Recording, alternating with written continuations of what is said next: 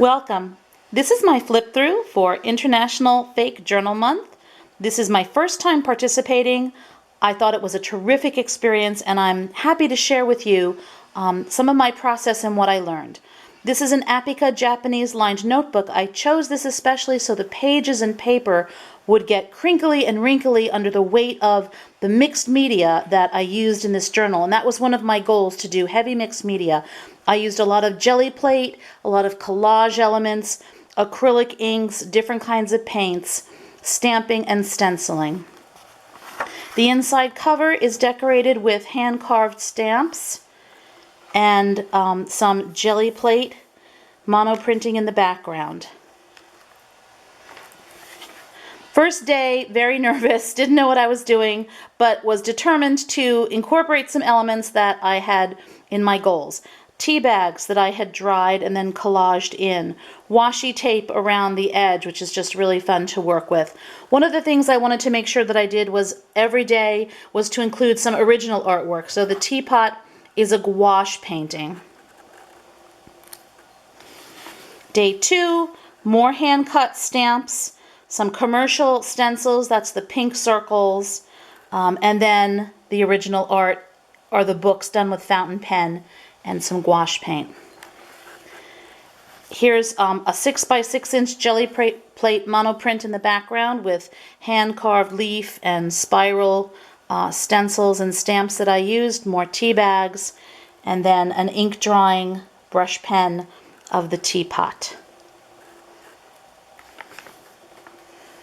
The background here was prepared with acrylic ink, used a squeegee to pull down the bands of color. Washi tape around the edge, commercial stencil, hand-carved stamp, and then original artwork with original hand-carved stamps stamped over them. The face is a commercial stamp. The leaf is a hand-carved one. So really using whatever imagery best fit the spread, even though I like to use personal imagery the most. Sometimes things that you buy them because they speak to you, and then you love using them. This page spread was done on Easter, and I think it got a little out of hand. It's a little bit of a mishmash. I do, however, like the eggs that are gouache paintings there. This is an osprey egg, an American kestrel egg, and a crow's egg. And then a hand-carved stamp, and then a lot of collaging and monoprinting and writing, and it just really was a little bit of a mishmash. The next day, I liked the spread that I made a lot better. The layout is just much more organized. The face, the sun face, is a commercially bought stencil. The butterfly is the original artwork.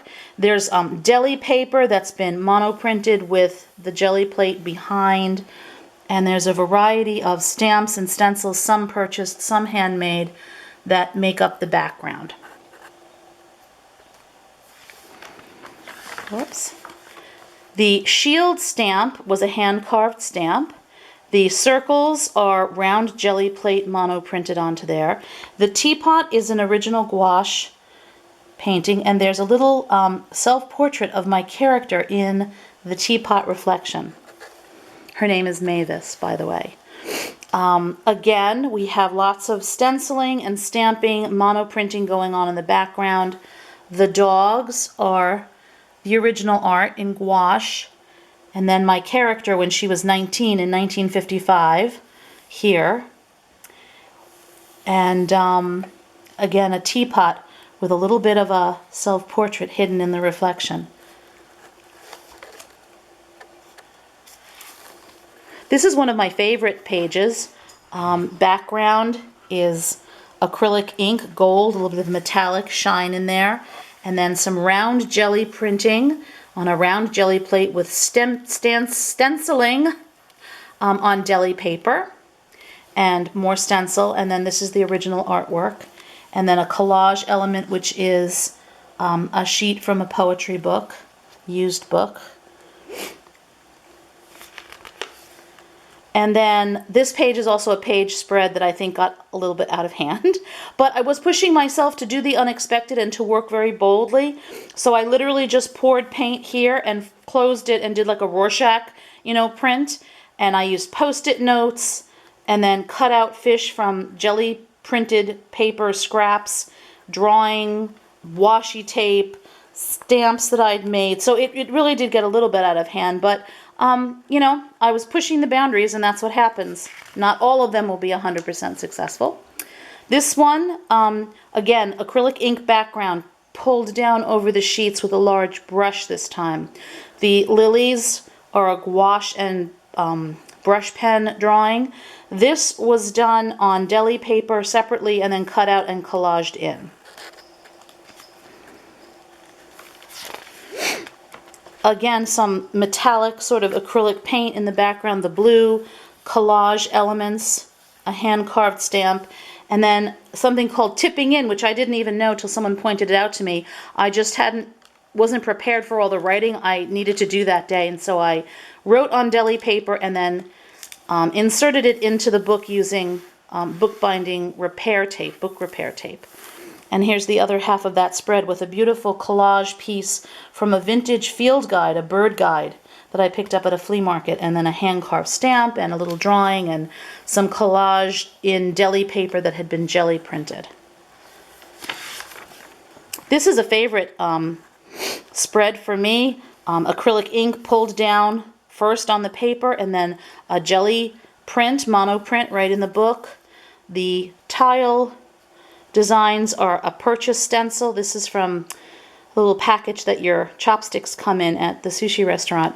And then a bit of sheet music, and then my original sketch, and then some writing. Here I actually wove with paper. So again, pushing myself to do things that I never would normally do. So I actually slit open the paper with an X-Acto knife and cut up strips of jelly printed paper that I had as, you know, extras, and actually did a weaving. And then, of course, what do you do on the other side? That's always the problem.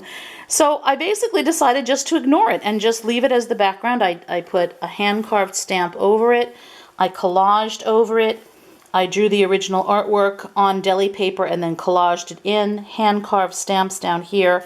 And a piece of deli paper is the background with mono printing on it with the jelly plate, and then bits of paper with sayings on it collaged in.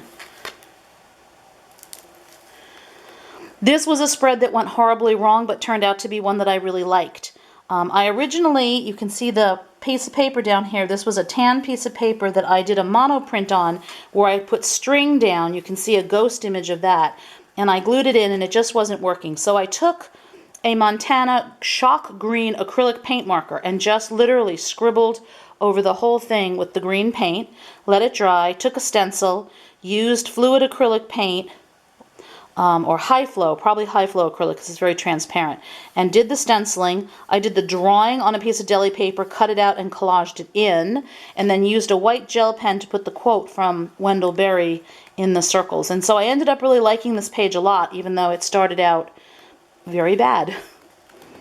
And then here we have jelly printing for backgrounds, and then I used a commercial bird stencil and cut out of jelly printed paper all the bird imagery, and then did some lettering down here with a stencil and a bit of sheet music collaged in. Oh, and then I also, for the original art part, I drew fountain pen some feathers here and here and one here. So I have that little bit of original art. And then another jelly print on deli paper. And deli paper, you can order that from Amazon. That's the stuff that they wrap your sandwich in at the deli. Has a little bit of a wax coating on it. So it literally is deli paper. It's not a fine art material, but it works great for using with the jelly plate. And then the original drawing is here in blue pen, and some stamping and some other light blue wash of color behind. And then this is a very somber page. This is where my character, her sister, dies. And so this was acrylic ink and then stamping and stenciling in all somber colors with a little bit of text and written in white so you could see it over the dark background.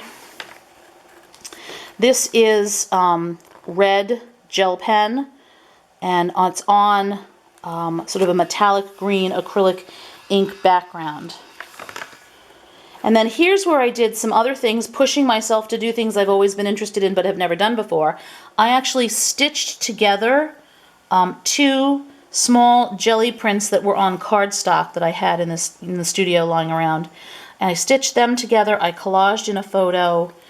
I actually stitched together tea bags that were dried, and I stamped on them words. There's my favorite scribble circle stencil that is over the ink that was again pulled down with a squeegee, stenciled. I cut some heart stencils, and then there's an original gouache sketch in the corner of a teapot. So a lot of things going on this page. Oh, and the other thing about this page I didn't even show you, there's a little charm of a swallow on a string that comes down from the stitched prints. And then reuse those hearts and another hand-carved stamp and jelly printed backgrounds printed with bubble wrap. You can see the little circles, and more hand-carved stamps, and teapot done in brush pen and gouache. This page I don't feel fits with the whole rest of the journal because there's actual space, there's a horizon line and actual space and distance where all of the other pages are really just flat on the surface. So this is a little bit of a sort of a blip in the flow, I think, of the book, but there it is. The bird stamps were hand carved, as were the little sprouting plants, the chicken, hand carved spiral, commercially purchased stamp, hand carved leaf stamps, and the rows are also from a stamp that I made. This one I don't think has any original art on it. It does not. It's one of the few pages that doesn't. Then here we have, this was a jelly print on paper that I collaged over the whole page, and then stenciled lettering, and then cut out bits of jelly paper that have jelly printing on them, and then the drawing is again feathers in here, one up here.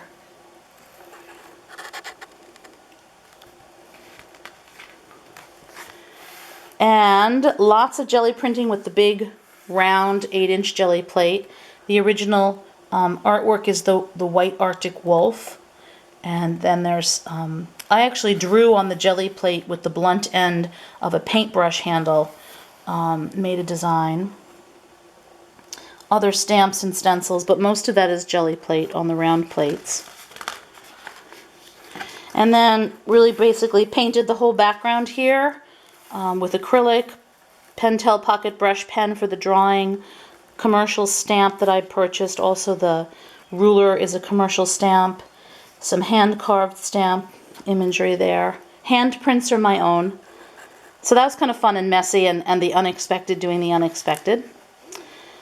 There's that sun face again, done on a jelly paper monoprint with the jelly plate, and then other bits of jelly printed paper have been cut into various celestial shapes, and background was jelly printed.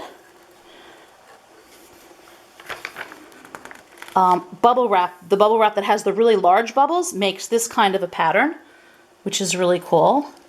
And the original artwork is the geode, done in Pentel pocket brush pen again and gouache. And then spring blossoms, that's the original artwork. That's Molly. Can't do anything about her, so you'll have to live with that, sorry. And the background, round jelly plates, lots of jelly printing going on for the background.